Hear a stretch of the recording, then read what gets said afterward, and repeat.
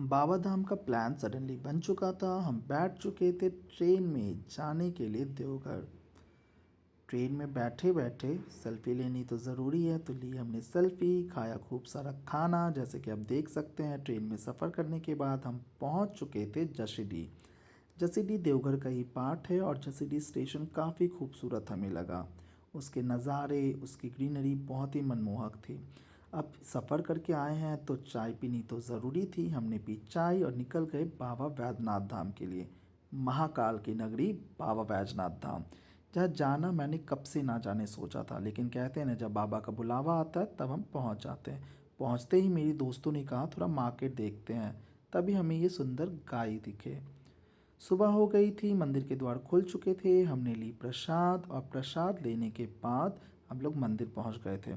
पर पता चला कि अभी बज रहे हैं 4 और वीआईपी दर्शन के लिए गेट 6 बजे खुलेंगे। इंतज़ार करना था। तब तक हमने मंदिर के सैर किए, मंदिर को देखा, बहुत ही खूबसूरत लगा। आज तक मैंने इंस्टाग्राम और सोशल मीडिया पे और लोगों से बाबा वैद्यनाथ धाम की कहानियाँ सुनी थी। आज मैं साक्षात उस जगह खड़ा था। तब तक हमने सोचा क्यों ना फ़ोटो ली जाए, क्योंकि फिर बाद में बहुत भीड़ हो जाएगा। तो मैंने खिंचवाई कुछ तस्वीरें। तब तक 5 बज गए थे। दूसरे कपाट के हमने दर्शन किए, क्योंकि तब तक दूसरे कपाट खुल चुके थे। दूसरे कपाट खुल के दर्शन करने के बाद वीआईपी के गेट खुल चुके थे और आप भीड़ देख सकते हैं।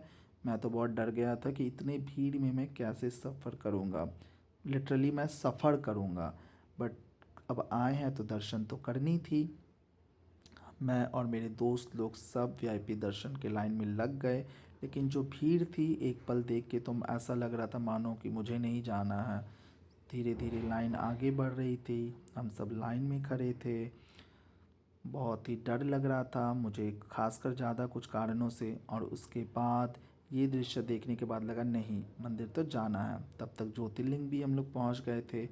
पूजा अर्चना हमने की, बहुत सारा भगवान से आशीर्वाद लिया।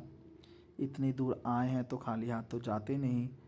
बहुत कुछ मनोकामनाएं थी, बहुत कुछ भगवान से मांगने से ज़्यादा हमारे मन में ग्रैटिट्यूड था। ग्रैटिट्यूड कि भगवान आपने हमें इतना सही सलामत रखा।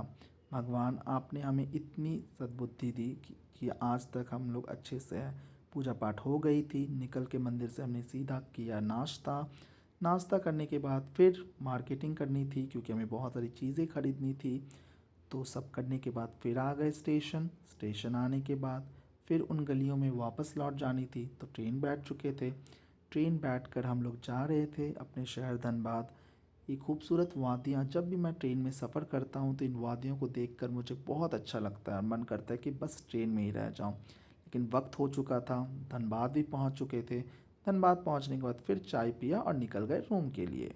Thanks for watching guys.